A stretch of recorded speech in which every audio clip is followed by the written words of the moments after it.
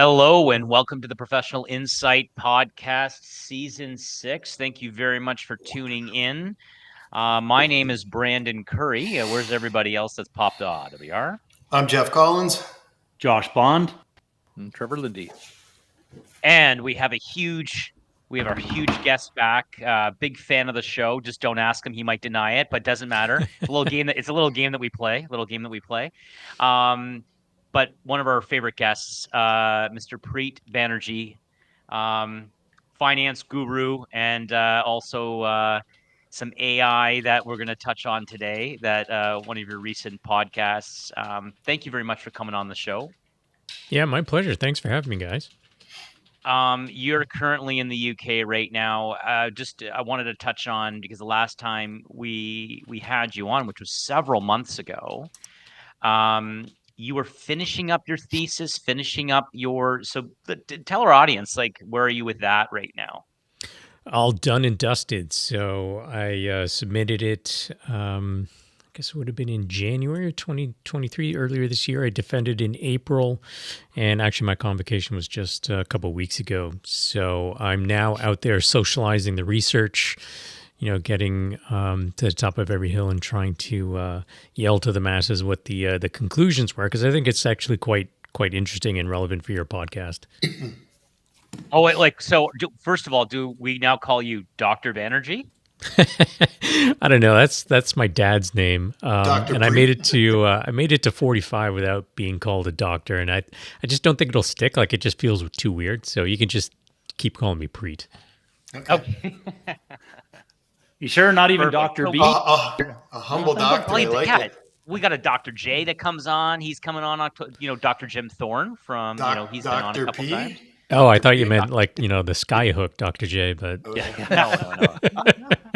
He's the man. So what was your thesis? What did you defend? Remind everybody. Yeah, absolutely. It was on the value of advice, which, the technical title was a multi-dimensional analysis into the value of advice to households in Canada. But yeah, I was just really trying to figure out, what is the value of financial advice out there, specifically in the Canadian context. So it does apply to other jurisdictions as well. And to cut to the chase, essentially there are a lot of people who feel very strongly one way or the other about financial advisors. So there's a lot of people who think that financial advisors should be shot out of a cannon. And then there are a lot of people who know that, hey, listen, there are highly qualified, highly educated people who absolutely add value to people's financial situations. And so how can both be true? And the crux of it is that people tend to look at this question in a very binary way. So, for example, if you take a look at a lot of the research, industry studies, academic studies, historically, they kind of look at people as either being advised or not, right? So you either have a financial advisor or you don't. And if you don't, does that mean that you're a do-it-yourself investor? So it's very black and white. There's only two options. And that is not at all reflective of the reality of the market for financial advice. There's so many different types of financial advice out there, whether it's a bank branch financial advisor, independent financial advisor, full service advisor at a bank, full service advisor outside of a bank. Some people will say that an accountant is their primary financial advisor. Some people only have access to maybe a rep at their employer as part of the DC pension plan. And then you've got more and more people who say that, no, social media is my main source of advice. So that's a growing selection for a lot of people. Wow. So to consider people as either advised or unadvised, and those are the only two options, just isn't reflective of the market for financial advice. So that's one aspect that I tried to address. And then the second aspect was the outcome. What is the measure of success for financial advice? And again, historically, a lot of the studies have kind of looked at it in a very portfolio-centric context. They looked at, what's the size of the portfolio? Is it well diversified? What are the risk-adjusted returns? All good questions to ask and answer, but it's not reflective of contemporary financial advice, which is more non-portfolio centric. And you could argue it's more planning centric, or it's at least more holistic. And so when it came to the outcome measures of how to judge the value of advice, I wanted to look at a portfolio of outcome measures. So there was a portfolio centric measure, of course. But then there were two non-portfolio centric measures. One was a measure of the breadth of advice that people are getting. So how holistic is the advice? Am I getting advice on managing debt, having the right life insurance coverage, disability coverage, credit management in general? Do I have wills, powers of estate? Am I getting advice on that? So that's a measure of the breadth of advice. And then the last measure was a measure of the comprehensive financial confidence that people have. And one of the reasons for that was a lot of the research out there kind of said, if you look at what are called intermediated households, so people who work with a financial advisor, there's a lot of data that show that they underperform what are called counterfactual portfolios. So what is available in the market, people aren't getting those returns. And if they're using an advisor, there's a lot of data to show that they're underperforming by more than the cost of intermediation. So why would people do that? Doesn't make a lot of sense. And so one of the propositions put forward was there must be non-tangible benefits of having an advisor, such as emotional benefits. And so I wanted to attempt to capture that as well. So again, if you look at the conditions of advice versus no advice, that was binary. So I tried to differentiate the market for advice by separating the market into 18 different channels. And then when it comes to the outcomes for measuring, success, what do? I used 3 measures, not just a portfolio-centric measure. And that was basically the research sort of design, if you will. And the main takeaway, if I could boil it down, it's 320 pages, so I'm really boiling it down to the real basics here. The biggest takeaway, I think, was that accounting for all those factors and accounting for what's called the endogeneity factor, like what is it about individuals that determine their success as well? And this speaks to the fact that there are some people who are just naturally good savers, high income earners, highly educated, and they're going to do well no matter what. And they may or may not end up using advisors, but you could argue that 80% of their results are because of them. So there's an endogenous factor as well. So anyways, taking all that, putting that together, some of the big takeaways are that statistically speaking, there's no difference between not getting advice and using a financial advisor at the mass market level. So there's no difference, except if that advisor is giving a financial plan. Then there was a robust increase across all 3 outcome measures. The other takeaway was that people who have a lot of money, they do get value with human financial advisors. And I think this taken together, this kind of squares a lot of the things that maybe you've seen as well, but what I've certainly seen. And that is people who have a lot of money have access to better quality advice. And they also have qualitatively different relationships with those advisors because they tend to have higher financial literacy. They're a little bit more discerning. And the financial advisor rises to that level of discourse. So they actually provide different information to people who are highly financially literate and highly financially capable. So the people with a lot of money have access to better advice and they end up getting value out of that.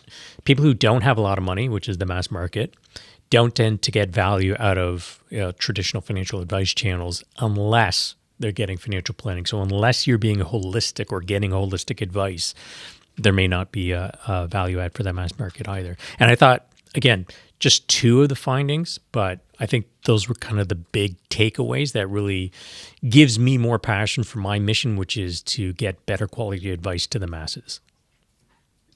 So you did, so just to put some context to Preet and I's relationship, which is purely,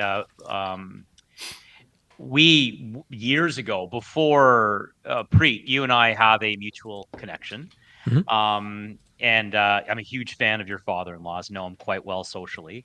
But before that, before I knew that, I followed your channel. I watched your channel. I referred even my clients to your channel just to kind of, because you did a podcast. This is years ago now, and it was in the midst of me doing my CFP designation. And it's where you boiled down the different designations. And I think this is probably at the beginning of your research, and correct me if I'm wrong, but this all now kind of fits. And basically, you kind of discern between you look for a CFP versus a CFA versus I don't know if you recall that podcast that you did.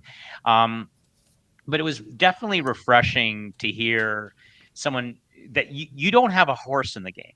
Like you did this, you did this for your PhD. However, you don't have anything to gain from this because you're not actually a wealth manager yourself. So it was very refreshing to hear um, someone who has an arm's length to the industry besides passion, and you have worked in the industry, but the fact that you can look at it from a 30,000 foot view and then to do this research, because it's again, you further your research has come back and has said that, hey, a financial plan, if you follow it and you deal with a financial planner, you're saying what would be the percentage? What did you find as the delta between um, non financial advice or people who just got generic financial advice, let's say at a bank, right? Versus who also the financial plan aspect. Yeah. So in general, households that received a financial plan versus those who didn't, and that encompasses a lot of people. And I'll speak more to that in a second. But just comparing people who received a financial plan versus those who didn't, there was, and I'm going to speak in approximations here, it was associated with 31% more investable assets, controlling for everything else, age, income, channel of advice, et cetera. And about 50% increase in the breadth of advice and about a 50% increase in the financial confidence of those households. So they're more confident. They're getting advice on 50% more areas of financial decision-making of the household, and they were associated with 30% more investable assets. Now, I want to make clear that those are correlations, not causations. So while it adds to the evidence that good advice is associated with better outcomes, you can't necessarily, say, all right, case closed. Now, this proves that if you simply get a financial plan, you're going to be better off. It's associated with that. And the same factors that might lead someone to, demand a financial plan or be receptive to a financial plan are the same factors that lead to better decisions in general, et cetera. So it's not causal, it's correlational, but it's pretty good correlational evidence that supports the value of good advice as opposed to the value of just advice generally. And earlier when I said, comparing people who had financial plans versus those who didn't, one of the things that I looked at was, yes, there are as many as 18 different channels of advice that I considered, which can be separated into 5 buckets, and I can talk about that as well. But there's also a difference in the quality of advice received within any channel. So just because you go to a channel where financial planning is available doesn't mean that you'll get it. So one of the questions I did ask survey respondents was, did you receive a financial plan? So it's possible that you could go to any level of the bank, usually the higher levels where you get planning, but still not get a plan. And so it is interesting to note that people that receive financial plans were associated with a robust increase in outcomes across portfolio-centric and non-portfolio-centric measures. So basically, to put into layman's terms, like, I guess I do a certified financial planner. I do a financial plan for someone, and the reason why you're saying, correlation doesn't necessarily mean causation, because you can lead a horse to water, but you can't force them to drink, kind of deal. Like I could do the best financial plan for somebody and slide it across the table, and they just don't even bother following it. Is that kind of the deal? Or someone comes in and demands it, and then that particular financial advisor just kind of whips something together and just gives them a financial plan? Is that why you're kind of basically saying the correlation doesn't necessarily mean causation? No, not that. It's just that the experimental or sort of the research design doesn't allow you to really take into account causation. It only allows you to make correlations. So ideally what you'd want to do is you want to do something like a diff and diff study, which is a difference in differences, where you'd want to take a whole bunch of people, randomly assign them into different types of advice, and then see how their scores differ over time, right? So that's the difference in differences.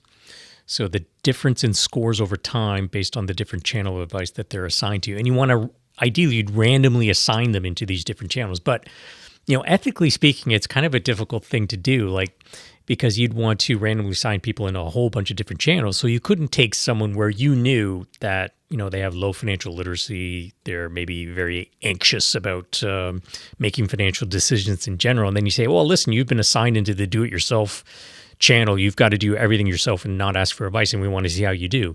You can't do that, right? These are real people's lives. You can't sort of assign them into that condition because it would be very detrimental to that particular household's situation. So there are other ways to sort of tease out causality. All of them are, involved getting a lot of data and whatnot. So again, for the purposes of this research, it was just correlational, but, pretty good, I would say, evidence that, open some doors for other research to sort of explore and say, okay, well, there's a little bit more to this. Let's dig a little bit deeper and what have you. So how was the process? Did you have to defend your thesis as well? Yes, absolutely. It was quite a defense, actually. It really earned that title. And what was interesting, I can only speak to my experiences, but I've been told that, in North America, it's not quite as adversarial. It's more of I don't know if I'd go so far as to say a formality, but most of the people who are doing the examining during the defense are people who have already been socialized to the research. They've been working with you along the way, and you're kind of presenting them with the information and talking through it.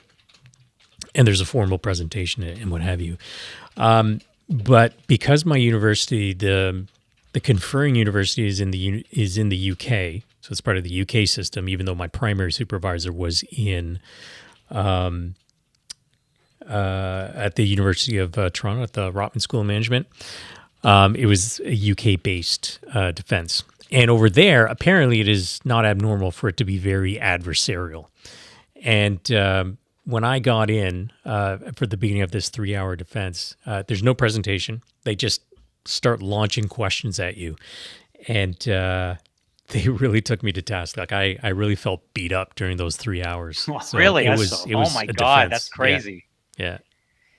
And my only point of reference is I did an honors, and they actually had to defend my honors thesis, and very much smaller scale, right? But we, even for an honors 4-year honors thesis, we had to give the presentation, and the faculty kind of was obviously a little bit more limited in scope, came by, and it was quite nerve-wracking, but on a very minute scale relative to obviously what you had to encounter, right? Like it's stressful, right? I mean, because that's so much of your hard work, right? And they're drilling these questions, and they're not easy questions at you, right? Like, no.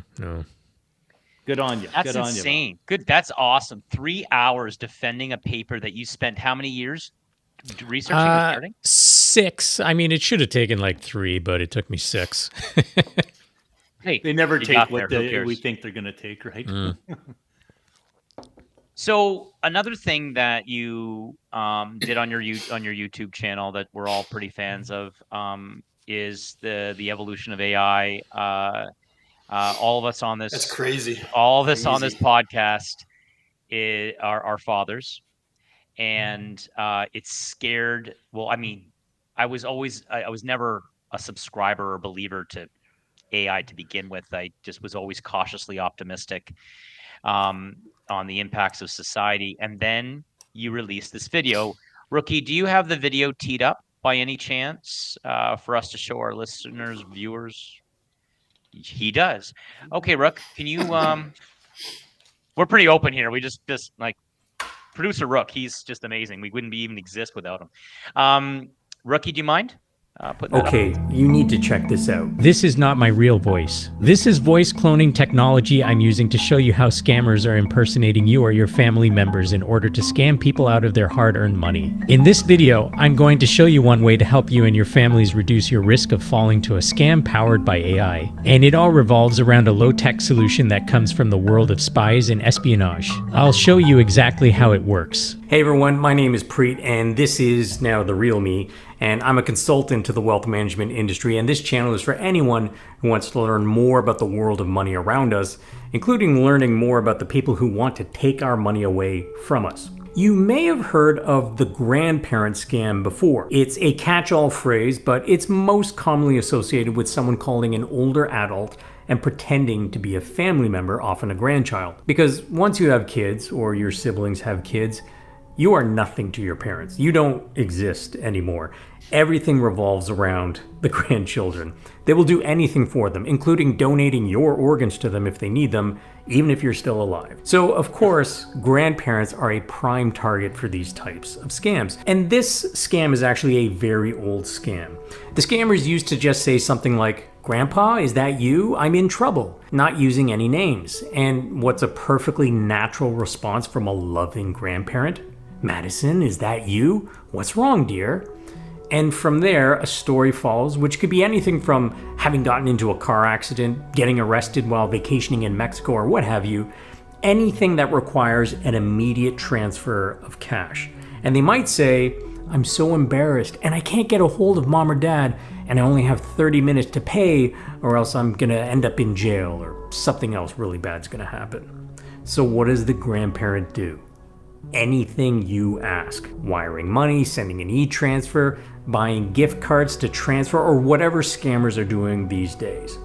So that's the basic grandparent scam, but you're probably wondering, won't people recognize their grandchild's voice on the phone? Well, if the scammer is using a plugin to make it sound like a bad connection or a bad long-distance call with poor quality, and if the grandparent hasn't spoken to the grandchild in a while, it's probably easier than you think. The scam relies on urgency, fear, and the protective instinct of grandparents to help. But in the end, it's a numbers game. Scammers will just keep on dialing and move on until they get a hook. So the success rate is probably super low, but they don't care. They just keep dialing for dollars, and it works enough that they keep on doing it. But now, the success rates are going to dramatically increase because of AI. And even parents who can detect a lying tone in their kids' voices could be susceptible. For all the buzz we've seen on how ChatGPT can help you script out how to ask for a raise or write code, or how Midjourney can imagine Joe Biden jet skiing on the French Riviera, these technologies can also be used to make scamming you much more effective. Voice cloning technology, like what I used at the top of this video, can now be trained to sound like anyone. And if Crazy. That is unreal. And insane. Before we came on this podcast, you were telling us, because at the end of that video, you were talking about how eventually video is going to catch up to the voice. Yeah, Go ahead. and what have you just discovered? Yeah, and in my mind, I'm thinking, deep fake videos. People have seen examples of that, and last year it would take a long time to get the training data available and process it. It would take a while to create these deepfakes, which are very convincing. And so I thought, well, it's just a matter of time before we start to see video fakes instead of just AI cloned voices, AI cloned videos of people. And I didn't realize just how fast it would happen, because just this morning, I was playing with some new software that allows you to type in whatever text you want, and it will create a video of you saying that. So in that sample video that you showed, it was just the voice being cloned. And it's gotten better since then. I published that, I don't know, maybe a month or two ago. It's gotten even better since then. I mean, this voice cloning technology inserts breaths in between sentences. It changes intonation and the cadence of speaking. Now, it sounds so natural. But now you can create, and literally it took 10 seconds, video without standing in front of a camera. It will now create a video of me saying whatever I wanted to say, and my lips will match the words that are being spoken. And it's so incredibly accurate. It is so scary how fast this technology is advancing. How do we control it? Like, is there any possibility? Because I mean, the only way that we can somehow try and get ahead of it, right? Like, just, I mean, like crypto, right? There's got to be some measure of controls that are brought in before the insanity ensues, right? Like, it needs a two-step verification, like everything else is nowadays. No, right? but Yeah. I mean, that's what you need. I heard a song that paired The Weeknd and Drake and doing a duet, right? And they've never done a duet. Like, kind of, Yeah, and it sounds good, right? I think it like charted at one point, and people are generating sales from those songs and commercializing this stuff. And the question is, well, who deserves the profits from that? Who gets the income for that? So there's a lot of gray areas with so many different aspects of the applications of AI. But as it pertains to fraud, one of the takeaways of that video that I published on my YouTube channel, thanks for sharing that, is the use of an AI safe word. And again, at the beginning of the video, it talked about how this was an old school technique used by spies to basically verify identity, because this was created when, if you're meeting another spy and you've never met before, but, you're directed to, pick up this file or whatever from this person, you needed to be able to verify that this person was indeed who you were expecting to meet. And so you'd have basically a challenge phrase. You get a challenge phrase and then a response phrase that both of you would memorize ahead of time. And those techniques are, on one hand, very sophisticated, but also very basic.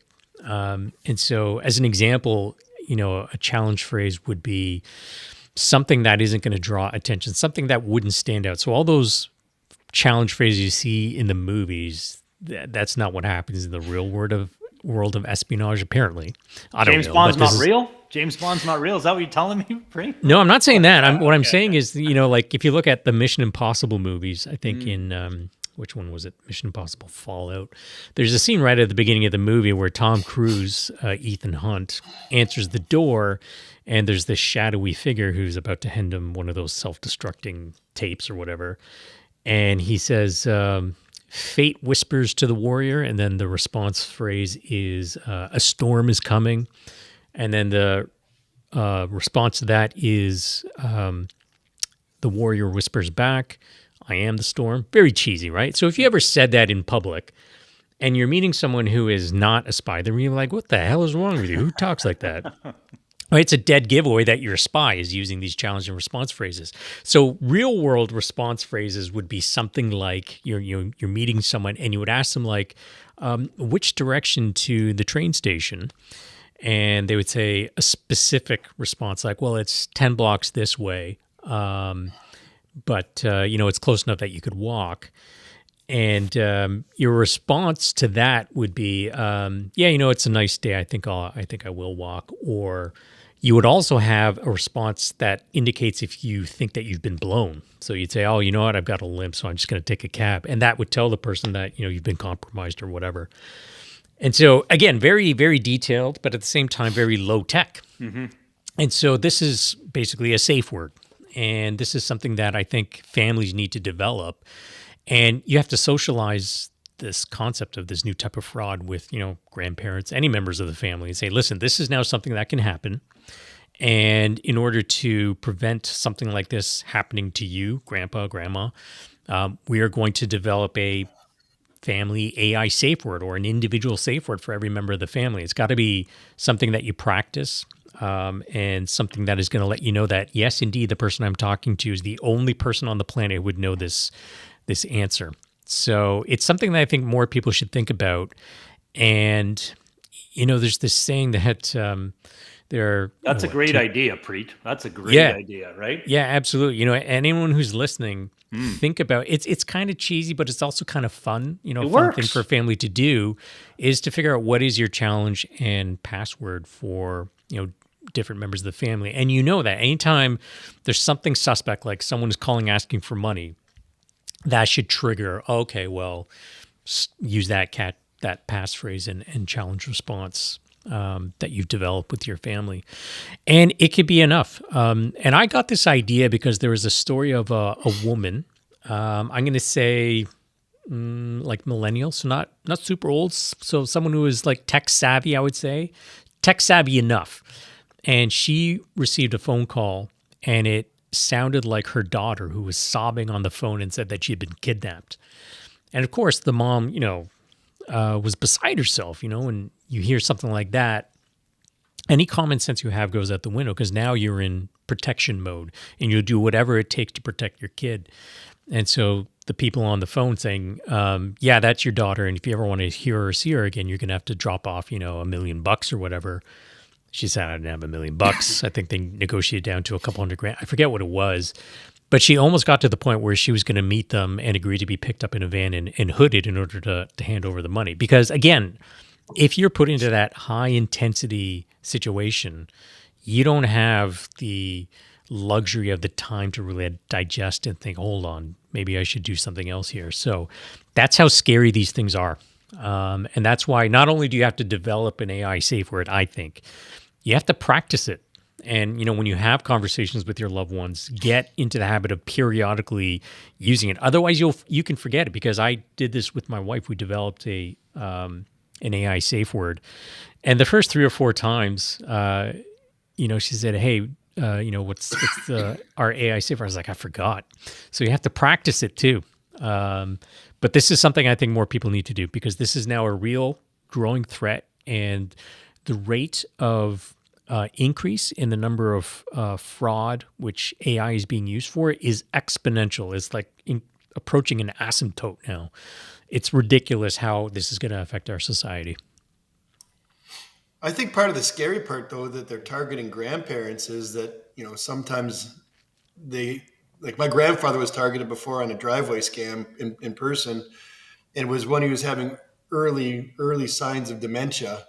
And so he wasn't thinking quite logically, right? And he was taken advantage of quite easily. They actually took him to the bank and made him get out money, and they basically just painted black tar on top of his existing driveway and scammed him bad. Like it's difficult, because when they are taking on grandparents, it's when they're playing the numbers game, they could have some unfortunate signs of that and easily take advantage of it, right? It's tough. Yeah, I actually a couple of weeks ago I wrote a Globe and Mail column talking about the ideal age to make financial decisions. The reason I bring this up is because of what you talked about, senior citizens and cognitive decline. So apparently the age that we make our best financial decisions is 53 on average. And there's a couple of reasons for this. So if you look at it in the context of the number of financial errors we make, there's a U-shaped pattern in our lives. So we make more financial mistakes when we're younger because we don't know anything about money. No one's ever taught it to us, and we learn by trial and error. And then as we make more decisions, we learn from our past decisions and the outcomes of those decisions, and we read up a little bit, and our financial literacy goes up and our error rates go down. And they reach this valley at age 53 because then our errors start to go up again because of cognitive decline. And so as cognitive decline progresses, our ability to make good choices decreases, our vulnerability to scams increases. New technology is only accelerating in terms of how fast it evolves over time. And after a certain point, our ability to adapt to new technology, I think, gets compromised as well. And so seniors end up being a prime target of financial fraud and other types of fraud. Sad, eh? Sad. 53. I guess it's just crazy. Yeah. 6 years away from making my best decisions. I love it. Are you sure you don't have cognitive decline right now there, Collins? I do on some Sunday mornings. That's right. Exactly my point. Temporary. But 53, I got we've lots had parties to at your here. house. Yeah. No financial decisions on a Sunday morning. Oh, I don't think That's right. No, that is 100%. You just watch the Super Bowl or any football game, and that's it. That is The just decisions on hump day. it is just scary. It's scary on how terrifying. fast Terrifying, not scary. It's terrifying. Well, and the scarier part is where they're at right now. It's going to grow leaps and bounds like crazy. Yeah, even a year from now, Central it's just coming. the rate of change and innovation in AI and AI fraud is My huge. wife's going back to Taiwan soon, and she always has my kids about learning other languages and all that. I was born, my wife's from Taiwan. Her mother stayed with us, and I could not even communicate with her at all. And now with my phone, I can literally talk in one thing, send it to her, and it's fully translated, right? Like you can almost do that anywhere in the world. Oh, yeah. Now, right? So you can communicate. I mean, I think it's better and better with the AI. We're already at the point where you can have live translations done by software. So I can be speaking in English instantaneously and instant translation into, at least 25 languages. And by the way, that video faking technology I was talking about, where now you can type in anything and it'll generate, my lip movements that are in sync with what's being said. It also can instantly generate that into 25 different languages right now. So the ability for people to commit fraud using this new technology is huge. And so, from financial professionals' perspective, you can train these voice clones on as little as 3 seconds of data. And so, given the extent of social media and people's presence on social media, one clip on your Instagram profile of you saying something for 3 seconds is enough for this software to create any voice message you want. And so, you have to think about, what does this mean for security for financial professionals who have clients and they get, a phone call and someone can type really quickly, or they plug in ChatGPT and connect it to the voice generation software, and it can have a real-time conversation sounding like one of your clients based on 3 seconds of training data. You could wipe out a client's holdings just with voice authorized transactions over the phone. Wow. So this is something that more companies need to think about. I know they already are, because they're really scared about the prospects of this. But in terms of security and preventing these fraudulent transactions, because for the uninitiated, people who don't know that this technology exists or just how good it is, it's almost indistinguishable from the real thing. That's how good it is. Crazy. Well, it was kind of funny because I called up my credit card company just the other day just to ask about, points and stuff like that. Nothing crazy. And, while I'm being talked to, they're like, "Oh, can we use voice authentication in order to verify you?" I said, "Yeah, sure, absolutely." But because I've got a PIN and I've got all this type of stuff.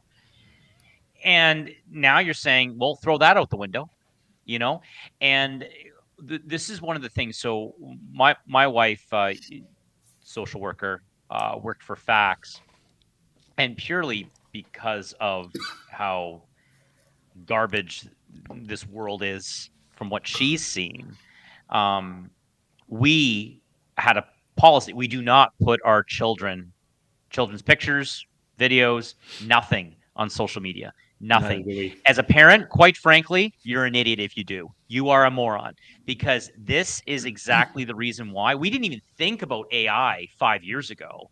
Like, that was just more so, why am I going to give a criminal a picture of my kid?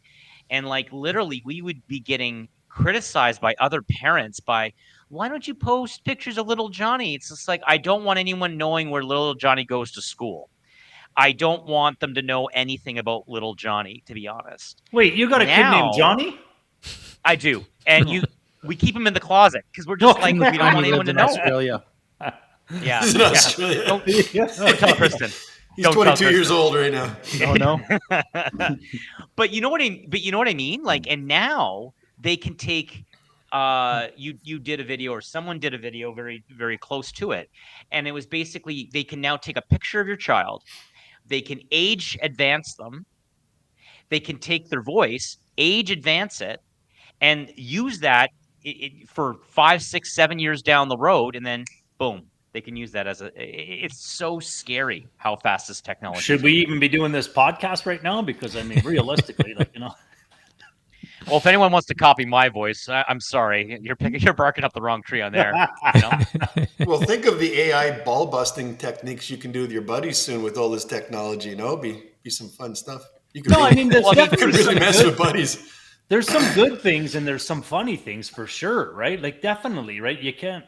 I'm not poo-pooing AI in its entirety, but it's just, I would wish there'd be some measure of control over it, right? Somebody's totally using your poo-poo comment there and making some good video off of that. You can roll with that. Well, it's a double-edged, I think it is a double-edged sword, to your point. I mean, there's certainly some aspects of AI that are phenomenal in terms of productivity and the ability to enhance our quality of life, reduce certain menial tasks of work.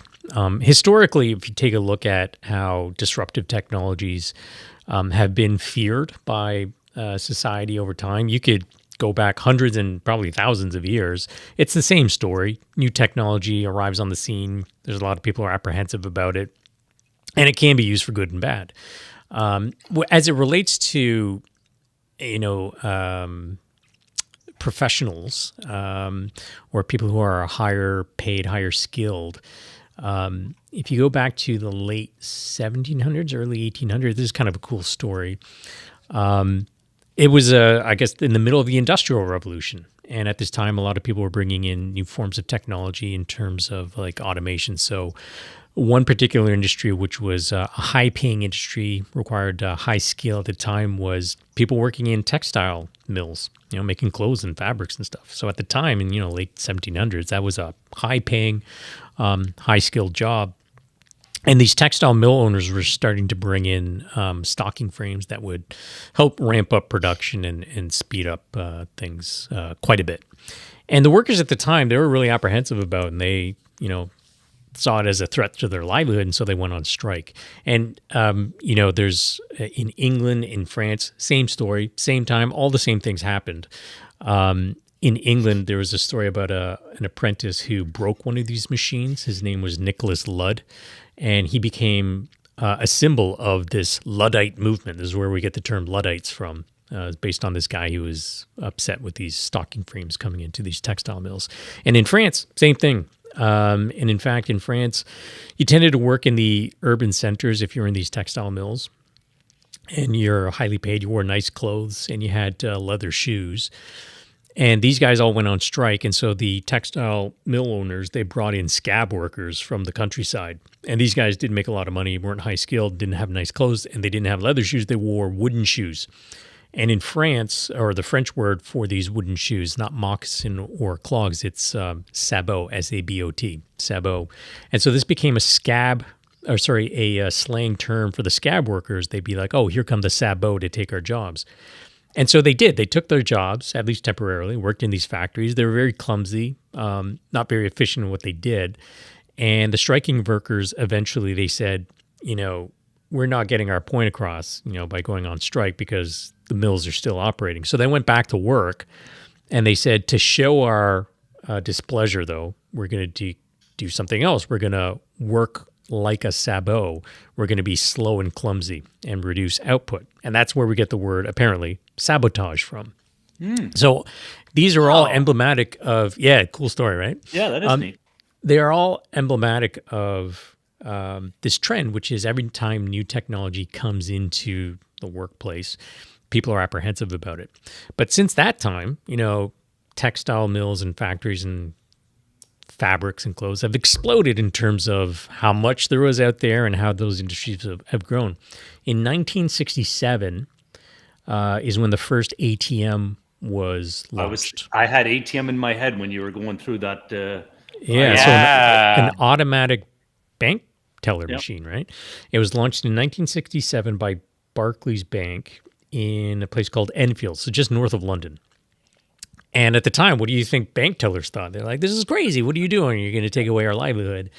And they were very apprehensive about it. But this actually, what ended up happening was the bank ABMs were used for menial tasks like processing deposits and withdrawals, which freed up the humans inside the bank to provide higher value-added services. So they became more valuable. And that actually led to an explosion in, banking's footprint across the country and around the world. And there are more bankers working than there were back at that time. Like if you control for population growth, I think the bankers per population has increased faster than the population. So again, initial apprehension, but led to productivity gains. Now with AI, it's probably going to be a bit of the same, where it's not going to be that AI is going to replace people's jobs necessarily, but people are saying it's people who use AI are going to replace people who don't.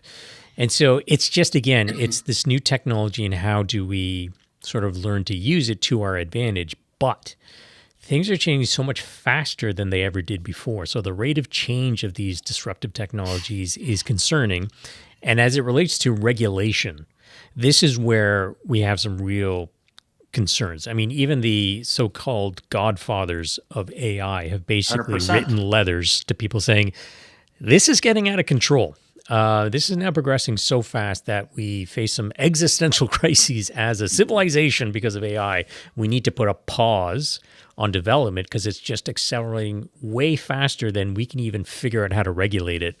And it is going to require some kind of regulation because left unchecked, I guess the fear is that you get to this point of superintelligence where the AI, movie Terminator. Yeah, those are the doom scenarios, right? So the superintelligence nexus point or whatever it's called is basically saying there's never been a point in time where a more advanced species has not tried to dominate anything below it. And so if these AI programs get to that point, they are so smart and so fast at processing, it would be the blink of an eye before they say, humans are insignificant compared to us. They're inferior, and so we should control them. And so I guess that's the worry, right? But now, see, good movies. The difficulty there is like there's a processing unit, and then there's independent, right? Even with an AI, you need somebody manipulating that until you get to the point where it thinks for itself. That's in my head, that's a huge logical leap from where we are today. Now, even as fast as it is evolving, right? Like that's almost creating or inputting a consciousness or some measure of consciousness into.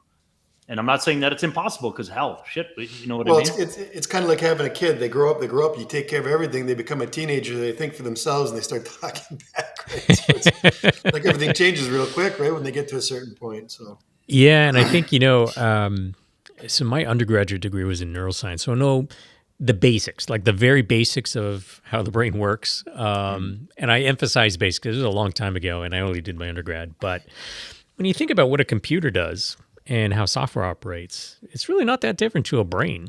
I mean, a brain is a bunch of circuits and, you have neurochemical pathways.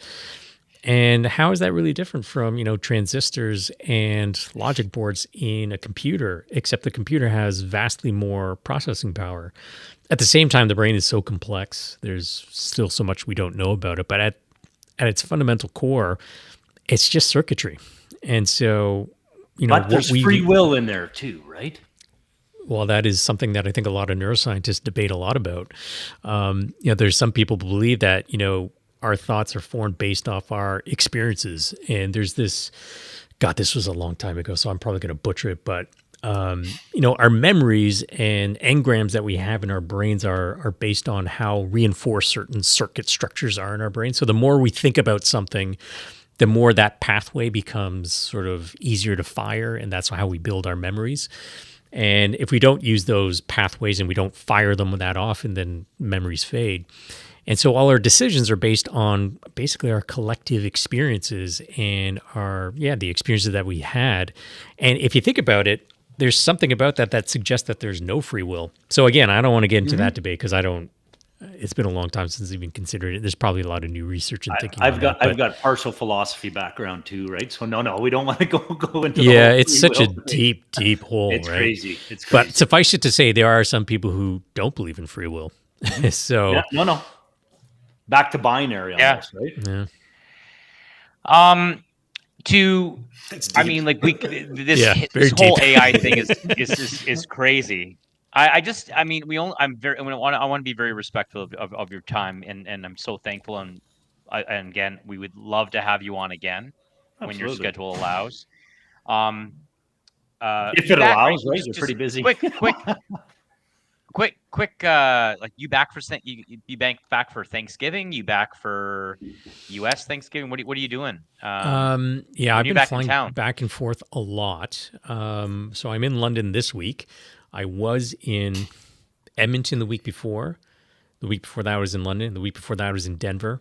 I'm flying back to flyer miles. Yeah, I am on Monday. I'm heading back to Toronto for a week. Then I come back for, I think, a week. Then I'm off to Phoenix and Nashville, and then back to London, and then back to Toronto. Like, it's funny, the previous 5 years I was long distance with my wife. She's based in the UK. That's why I moved here, so we could be together. And I feel like I'm maybe traveling more now than I was when we were commuting to see her. But now I'm commuting for work, going the other way. But at the end of the day, I actually like travel. I don't have any horror stories compared to some of the stuff I see out there. I mean, I never check a bag. What kind of crazy person does that? But so far, so good. Knock on wood. Stuff it in the overhead, right? Always. Yeah. So while we just, I want to, I've got one more topic that I want to talk to you about, but everyone, please, like I've had the privilege of being to a couple conferences where Preet was the keynote speaker. I'm trying hard internally, Preet, to get you to speak at one of our conventions at Sun Life, because I just think you have a lot of value to add. I appreciate that. I love hearing you speak. So, Sun Life, open up your wallets. Let's go. The final thing I want to, so preetbanerjee.com, and obviously his YouTube, because he's such a huge supporter of our channel, and we love to be a huge supporter of his. The final thing, just maybe you're right now in the UK. I know this is a bigger topic, but you speak about, budgeting, you've spoken about finance. I've beaten the drum a whole bunch of times. How are you feeling right now with regards to inflation and the interest rates? Everybody's favorite word. Economic, we've spoken about the Bank of Canada interest rate increases. We can't figure it out. And inflation is the invisible tax. It affects everybody relatively. I don't know. Go ahead. Sure. What are your Yeah. thoughts? Yeah, I mean, coming to the UK, there's a real learning curve. Even for someone with some experience in the world of personal finance and investing, there's the learning curve coming to a different country, which really opened my eyes as to just how difficult it is to assimilate coming to a new country and all the rules and regulations. Inflation has been a lot worse in the UK than in Canada, if you can even fathom that. But we only dropped down from double digits a couple months ago. So inflation has been huge here. And so the building I'm in, it's a rental, it's a purpose-built rental.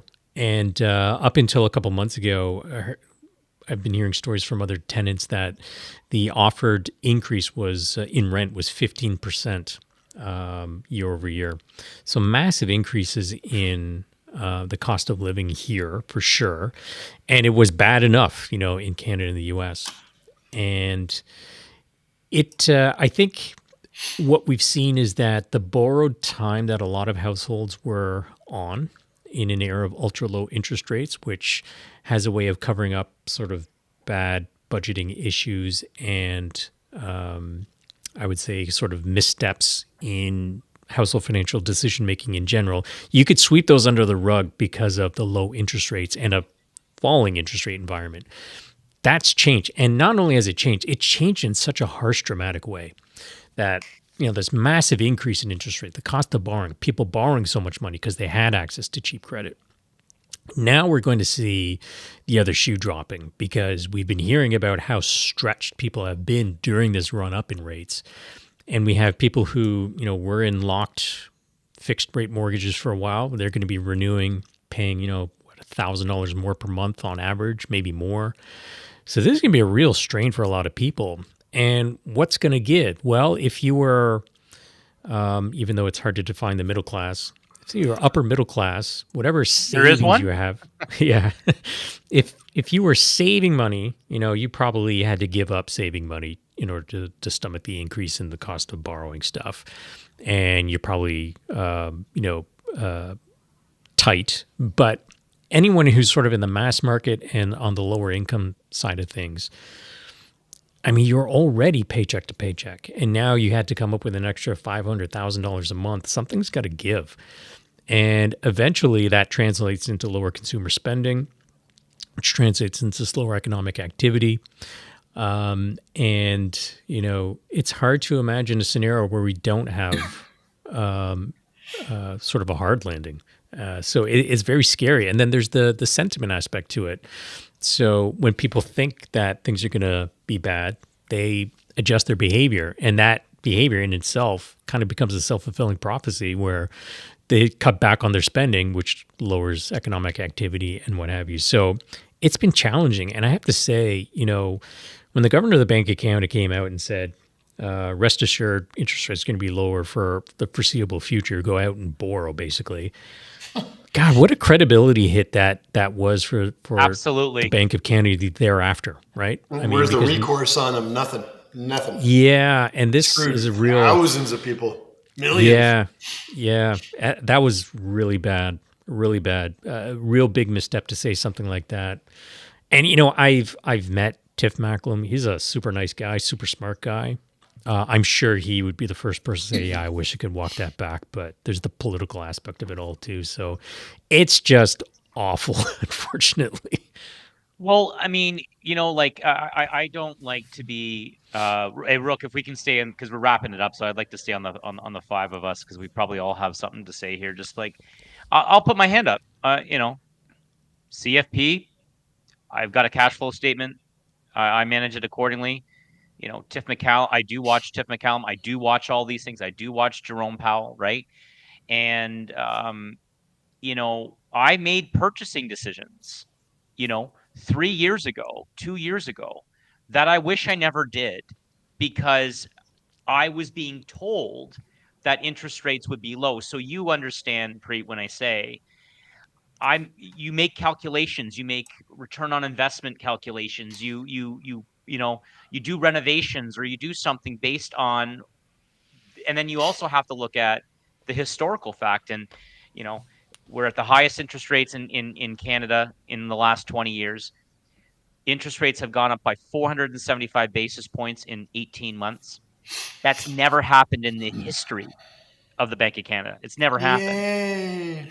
And you make purchasing decisions from a while ago. And I feel horrible for people who don't have the flexibility to, because, this whole notion of, the rich are fine or whatever. I don't know. But if you would have asked me like 10 years ago, I would have said someone who made 150 grand or more in Niagara, specifically in Ontario, was doing quite well. And I'm talking to clients that have great household incomes, and they're getting killed right, left, and center. And the other problem is, how do you trust anything the government's telling you at all anymore? Like, when did you ever, though? Yeah, but it's eroded even more now, right? Like, it's like, they can't even say we're dropping rates coming up, because then people will wait for that. They can't say that they're not going to continue to rise. They just have to, keep you in the dark the whole time. And you have no idea until these rate decisions come up or anything like that. People are just sitting there waiting and waiting and waiting right now. The market's on pause right now. It's pretty bad. And the one thing that I have to, that Jeff has mentioned on Jeff and Josh have both mentioned on many podcasts, the power of new home builds, especially in the province of Ontario. And if you've bought a new home or built a new home, you understand how much money goes into the economy and how powerful those new home builds are. And Jeff, Josh, Trevor, it's everything's at a standstill right now.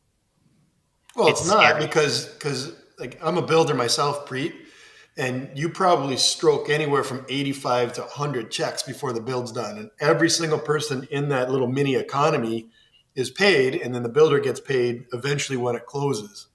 And right now, the interest rate of borrowing for builders and developers on the bigger scale is so high that every month that goes by that they're not closing the deal, it's just eroding your profits, right? So it's tough, and there's a fine line in the sand that's been drawn right now for most builders. They won't reduce any further because they will not be profitable. So it's kind of a standstill. And when it's a resale house and they want to buy something else, they'll drop, and eventually sell and they move on. But when there's a profit margin in there, they can't do it. So it feels like the line has been drawn in the sand right now, and it's a waiting game on some of this to happen, at least in Niagara right now. Yeah, that's my question to you, Preet. What's your opinion in terms of the tip of the bow there? Well, I firmly believe that there are two types of market forecasters: those who don't know and those who don't know that they don't know. It's like crystal ball gazing, right? We exactly. It's tough to say. It just does feel like, we had chronic housing affordability issues that have become acute. And with the cost of borrowing going up so much, how do you increase that supply? A market response, I don't think, is going to be there, because a developer is going to say, well, does this project make sense at these current rates? And it probably doesn't for a lot, right? So a lot of developments have halted. So given the increase on pressures to the household, seeing what we're starting to see in some industries with hiring freezes, and we're starting to see some cuts now, I do wonder if, we're probably seeing a scenario like the early 90s being more likely, where you have sort of a hard landing, which would, in theory, cause the central bank to lower rates again and try to stimulate activity and development. So, the idea of a soft landing, I don't know. It would be nice. Given all the things that are happening, all the things that we're worried about, it seems hard. But again, I have never had a good ability at predicting things. It just feels like some kind of hard landing is probably the thing that's going to happen. I feel like we've almost started it. Like, as far as building, I have random people calling me on a regular basis that are trades, asking, do you have any work? Do you need anything? And before, they weren't even answering the phone calls because it was so busy. So it's flipped. With that having been said, in a quick time. October 1st in Ontario, minimum wage is going up to $16.55. Oh, goody, because minimum wage has never exacerbated inflation. That's never happened, ever. And it's not that I'm picking on people that are at a minimum wage, but man, that's accelerated insanely over the last decade or so, right? It's hard. Yeah. It's hard to just wrap your mind around things and just not look at the government and say, look at you fucked up, right? Well, I feel like hard landing, you're right. It's coming real quick. Be interesting next 3 months. When do they drop rates, Preet? When do they drop rates? No, that's what I was asking them, and it's crystal ball gazing, right? Like, no idea. What's your gut tell you, though? What's your gut tell you? I honestly don't know. I think there's now some thinking across central banks that, a higher sort of interest rate environment is, compared to what we had experienced, in the 2000s and the noughts, is likely. So the era of super low interest rates, I don't know if we'll ever get back down there again. I think it caused too many issues. Who knows, though? It depends on governments of the day, central banking thinking of the day. But I don't know if we'll ever get back down to a prolonged rate of super low rates again. I think that, I don't know. I can't predict it, man. I have no idea. I couldn't even explain some of the past decisions that have been made with the benefit of hindsight. Right. It's just too quick, too much, too fast. Well, up and down. I'm just very cognizant of your time, Preet. As always, we want to have you on again. My pleasure, guys. Thanks so much for having me on. This is amazing. That's where that AI goes. It's crazy. Yeah, no. Over to you. Help us help you stay informed. Bye, everybody. Jeez. Thanks, Preet.